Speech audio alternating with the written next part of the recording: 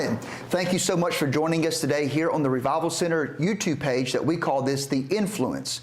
We're live every Tuesday at 8:30 a.m., so thank you so much for joining us. Today, I am joined with Pastor Blake Allums. If you want to welcome everybody. What's going on? I'm super excited to talk with you all this morning. Yeah, and as always, if you're watching this live right now and not in the archive, we would love to have your interaction. Aaron Limbaugh is behind the camera today. He is on the computer. So if you want to jump on there and say hello or chat with us, we would love to have that as well. So today on this Influence, you can go ahead and like it. You can go ahead and subscribe to the channel as we continue to build this community that is online. Again, we're very thankful for your participation in it. But today, we're going to use today's Influence to introduce Blake and to kind of introduce you to this audience. If you have been following our church, if you attend our church, then you know we've been in a season of transition going all the way back to September when our youth pastor, Alex Fortson, resigned and went into U.S. missions.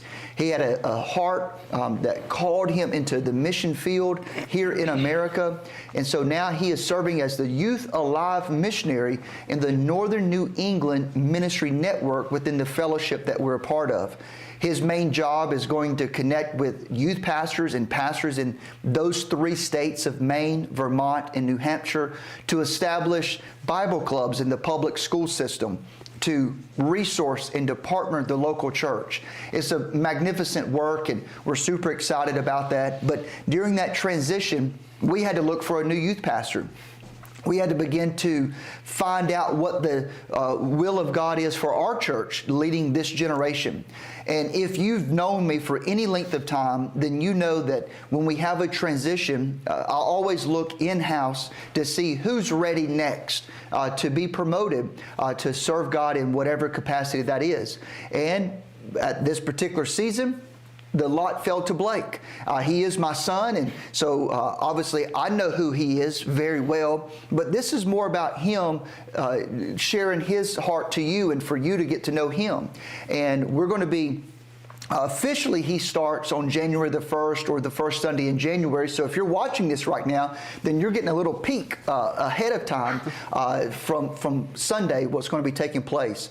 So what we're going to do is we're just going to kind of talk through how Blake has arrived to this spot of January of 2026 to assume the youth pastor role here at the church. And I also want all of the parents who have teenagers who are a part of the youth ministry here to feel comfortable with Blake, to get to know him on your own terms, and for him to introduce himself on his terms, in your terms, not just on my terms.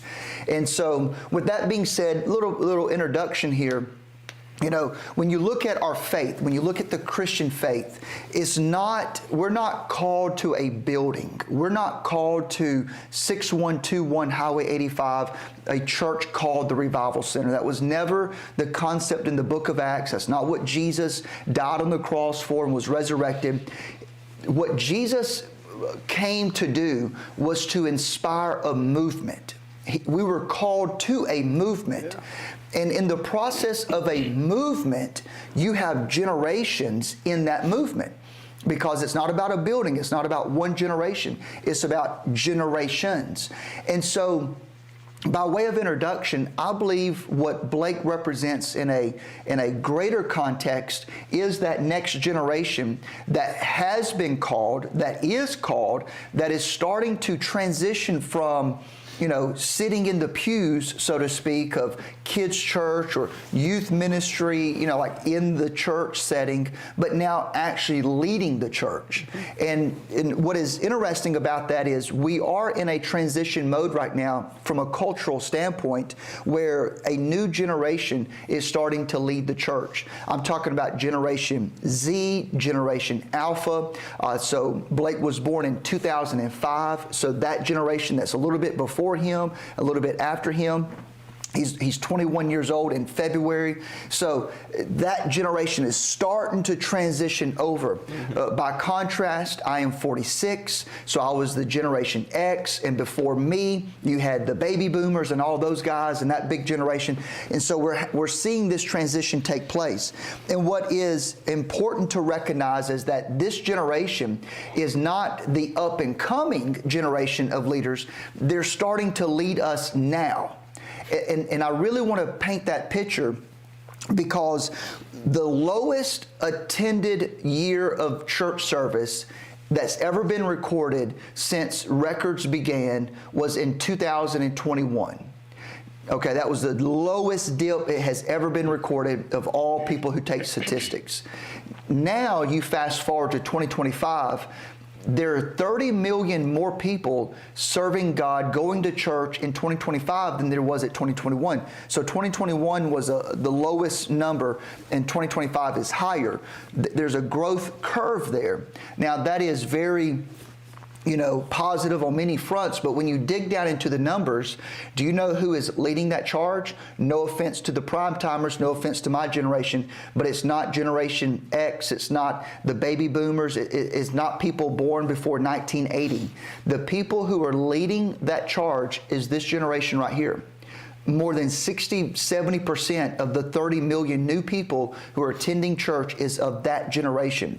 Now, the reason I say that is because in the past, when churches have seen generational shifts of leadership, it has always been accompanied with problems, okay? Always. When you look back over it, transition is the hardest test of leadership. Transition is the hardest test of a church, of a ministry, of anything you could ever do. The hardest thing you can ever do is transition. Transition from a business, transition in a church, transition in families, transition jobs, whatever it is always the biggest test. And in the church world, because it's so generationally driven, when one generation steps down and a new generation arises, there's always conflict. And the reason there's always conflict is because you're raised differently and you have different priorities in terms of things that you like. So for example, if you was raised in the 50s and 60s, you was raised on shag carpet. Okay? And so guess what the church had? Shag carpet. Now, why did the church have shag carpet? Because that generation lived with shag carpet. Am I making sense?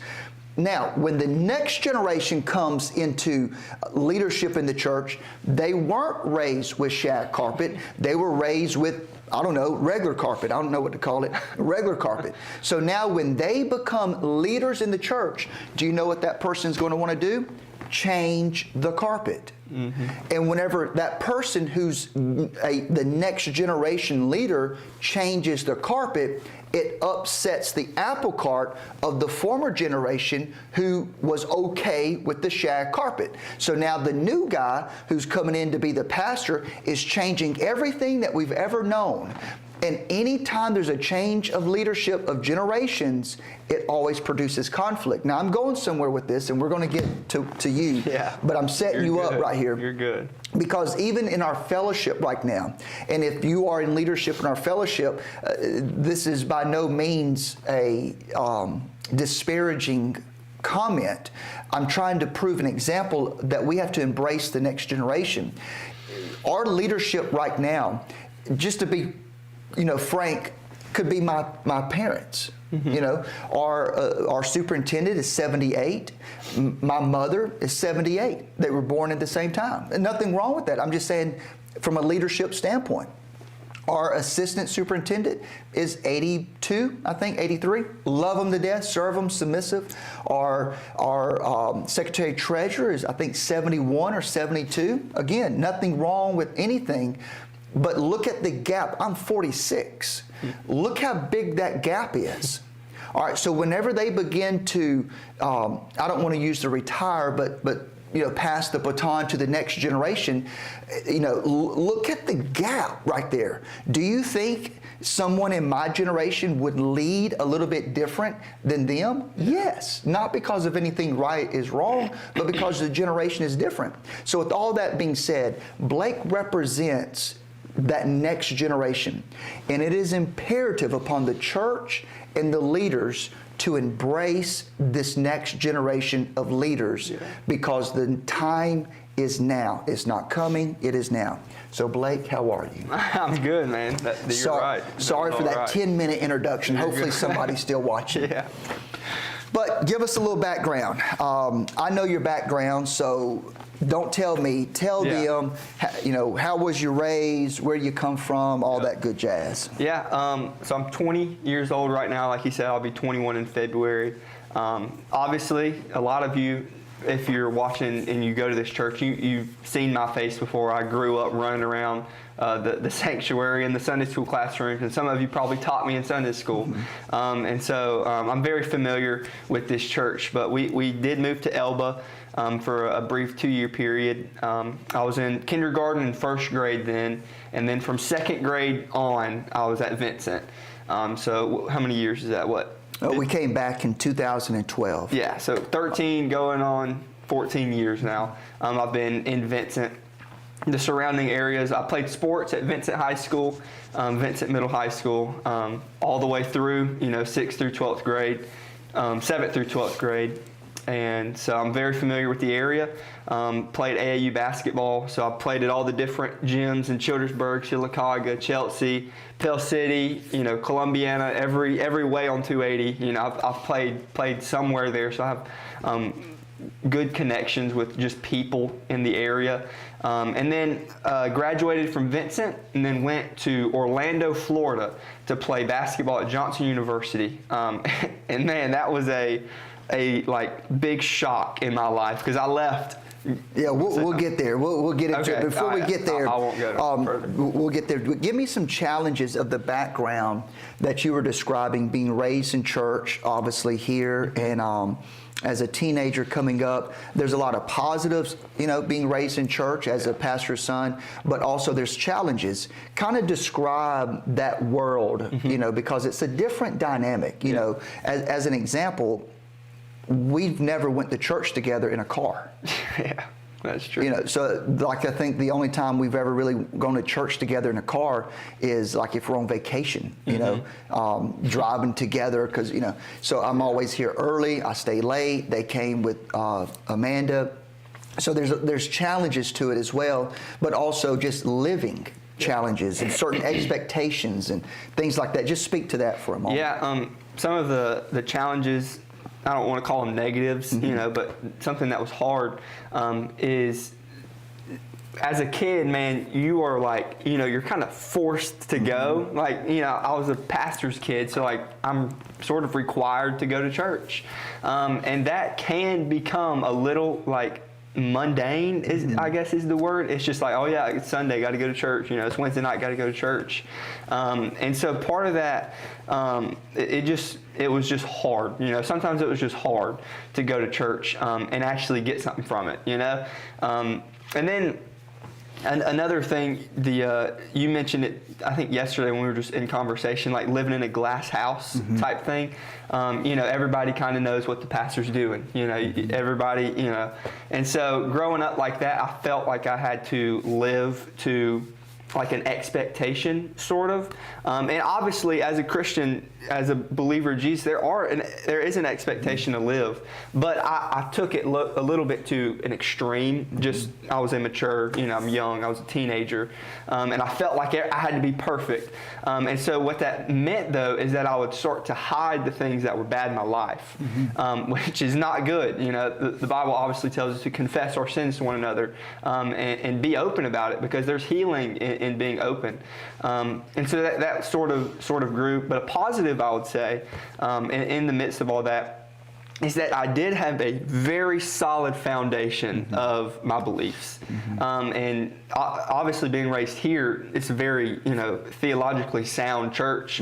And Sunday school growing up, man, they taught me good things, like very good things that I held on to, and I kept them, and I believed them, 100% believed them. And so, yeah, I would say growing up, the biggest positive was that I had a very solid foundation. Like, although I may have, fell in those negatives of trying to think that I had to be a certain way, man, I truly believed that, that Jesus, who he was, who he said he was. And so, yeah, that was the biggest, positive. And oftentimes when you hear stories like that, I think about this. You have two sons whose father is an alcoholic, as an example. One son turns into an alcoholic, and you say, well, why did you turn into an alcoholic? Because that's how my dad was. That's how I was raised. The other son, same family, same father, the other son turns into a successful, family man, successful businessman, doesn't drink, doesn't even look at alcohol. And you ask him, why are you the way you are? And he would say, because my dad was an alcoholic. So oftentimes when you have children who are raised in church, in our environment, in our context, in like pastoring a church, you can have that same dynamic. You can have someone who says, I don't want nothing to do with the church. I don't even believe in God no more. They deconstruct their faith, yada, yada, yada. You can have somebody else says, man, I want to serve God and take this gospel to the ends of the world. Why? How does that happen? What is the thing that it tilts on? So for you, where was that moment that you weren't perfect, you sinned? Absolutely. Yeah, you made mistakes. We have all sinned and fallen short of the glory of God. And so where did the faith become your faith? Abraham, Isaac, and Jacob. Each generation had to make their faith in God personal. So you're not serving God because Abraham served God. I'm serving God because I believe in God. Where did that happen for you? It was, I remember it distinctly. It was my senior year, and it was right at the turn of the semester, right in Christmas time. I had a huge come to Jesus moment. I was humbled extremely, to the max. And it was in that moment where I said, this is real life. Like, this is completely serious, and I want to follow Jesus for myself now. I'm not riding off the coattails of my dad because he's a pastor. I'm not doing it because my mom sings on the praise team. But like, I really love Jesus, and I really want to serve him. And it was in this season. Yeah, like right in this time about my senior year. So that was 2 years ago. 2 years ago. Yeah. Is that also when you felt kind of a call into ministry? No, it was, so that happened, and then Deeper came around January of 2023. It was 3 years ago when that happened then. Never mind, sorry. 2023, Deeper came around, and it was there that Alex, man, he looked at me after service, and he said, Blake, I have a word for you. And he came and he talked to me, and he said that the call of God on your life is yours, and it's not from your dad, it's not from your mom, it's not from nobody that you know, but it is yours. And I had just prayed in the service about being called into ministry, and then he came up to me and he said that to me. And it was that moment when I knew I was called into ministry. But I didn't know what it meant. But I was, in that moment, I get it from you, a little radical. Like, if something happens, you're like, yeah, let's all in, And so I remember I was just completely like, let's go, I'll share the story just because I think it's funny. After that happened, I'm in basketball season in that moment. And man, I thought about quitting basketball. I remember talking to you about it. I remember because I was so serious and like on fire that I was like, dude, I'll give up basketball. I'll start this right now. Like, I just got called into ministry and I'm ready to go. That was pretty funny. But then, so I was called into ministry then, and then June came around and I went to a church camp. Not even our church camp that we go to at Springville. It was another church camp. And And it was there that at the altar time, I didn't go to an altar call. I was just in my seat, standing, worshiping. And dude, I just got hit, bro, like with a burden that I could not carry on my own. And it brought me to tears. I was just weeping. And it was for the next generation. Because like you just talked about, like we're up. Like Gen Z, like it's our turn. Like we're here. And it's time for us to serve. But who are we serving? The next generation. Yeah. That's it. And I felt the burden for it. Man, people are lost. And that was when I was called into youth ministry, was June of 2023. So the path to get here, you touched on it a little bit through basketball. You went to Orlando, Florida to play basketball for 1 year at Johnson University. Kind of describe that and describe the church that you got involved in Orlando, Calvary, what your role was there, and talk about a little bit about Joey as well on that path and how God worked that out. So I get called into ministry. I commit to Johnson to play basketball in like March of that year, 2023. And then I go in August. And man, I think that year, that school year, was one of the most maturing times of my entire life. Because I was 8.5 hours away from everything I knew here.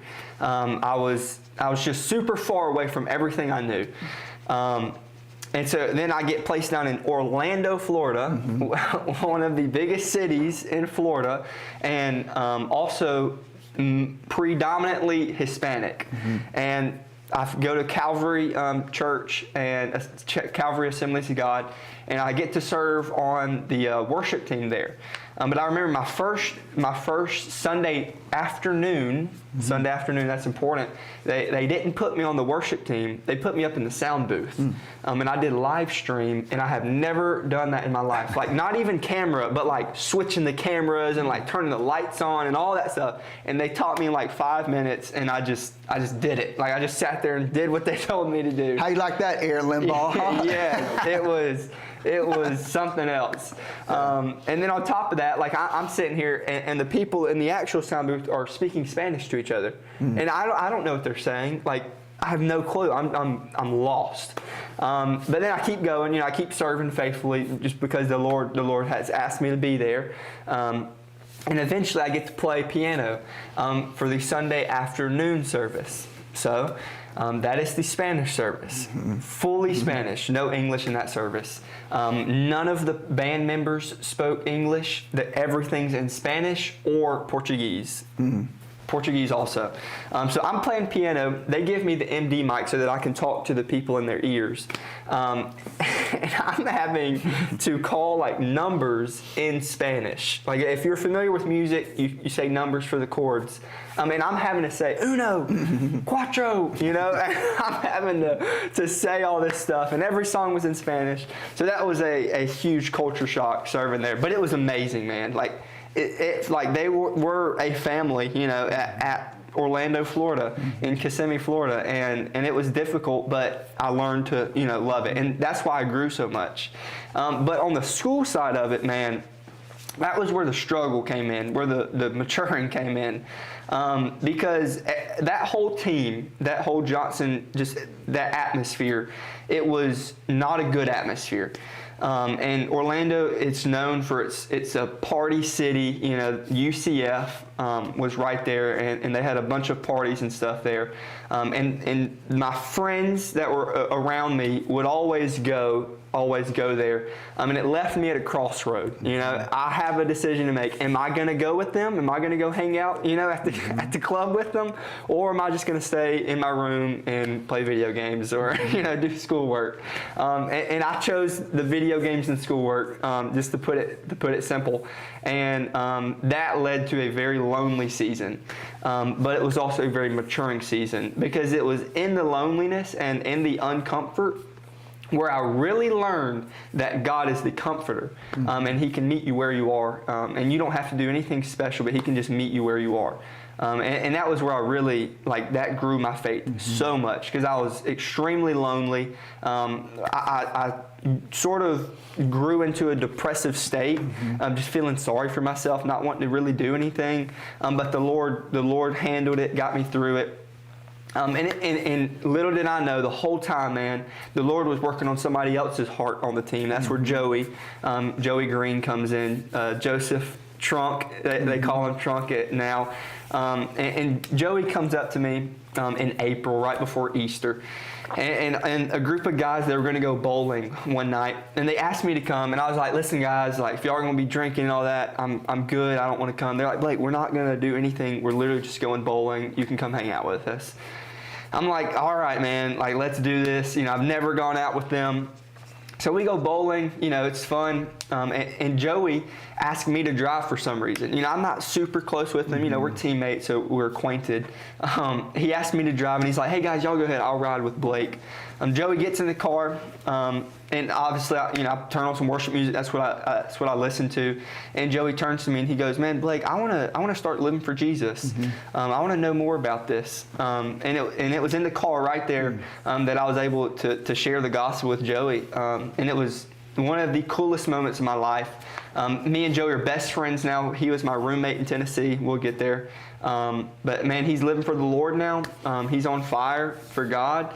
It is super cool to see because, just where he was to where he is now, it is a beautiful sight. And I also believe, man, that one of the only reasons I went to Johnson was for Joey.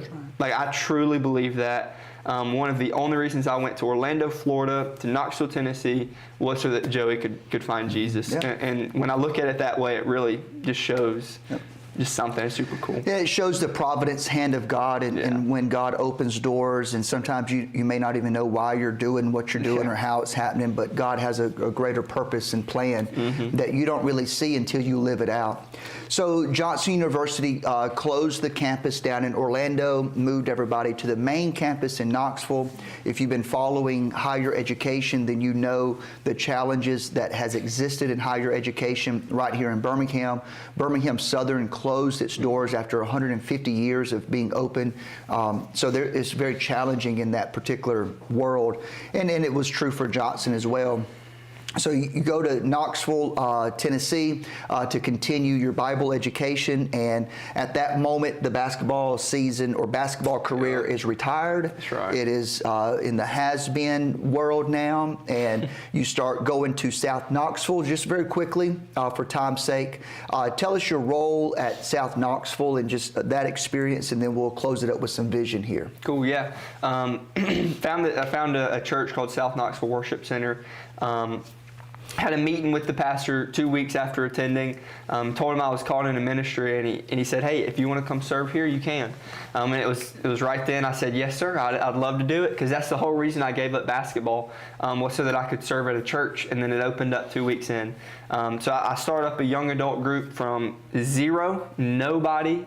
It was completely zero. The first week we had 4 people, myself included. Joey was one of them. And then the next week, it was just me and Joey.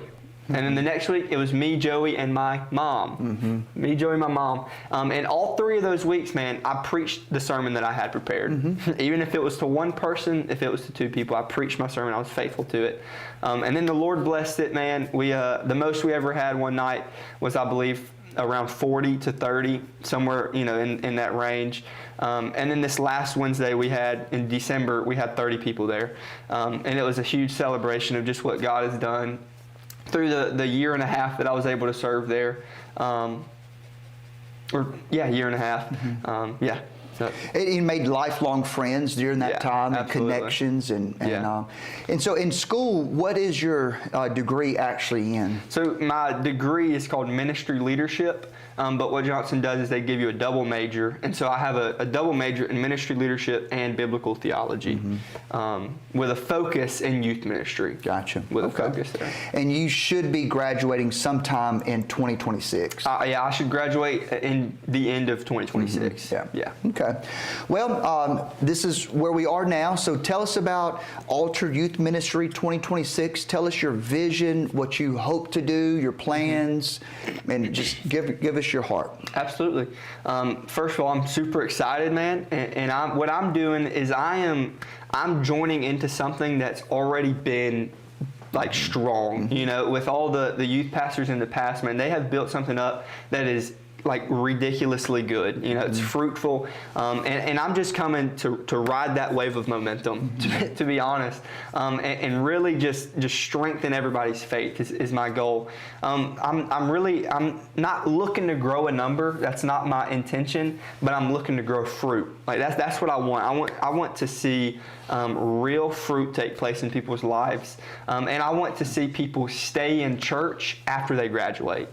That haunts my heart a little bit, and that number has gone up. The percent has risen a lot, but I want it to keep rising. I want it to rise in our youth group. I want to just see people stay in church after they graduate.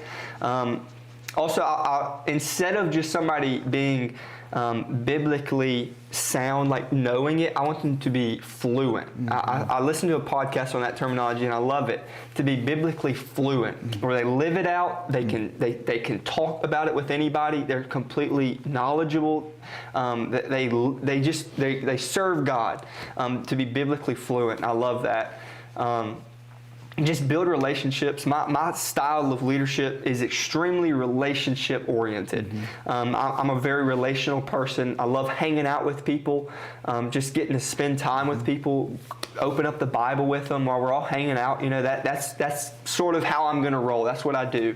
As the football game is on, you know, we're reading Galatians 5. You know, like just random, you know, Bible reading. I love it.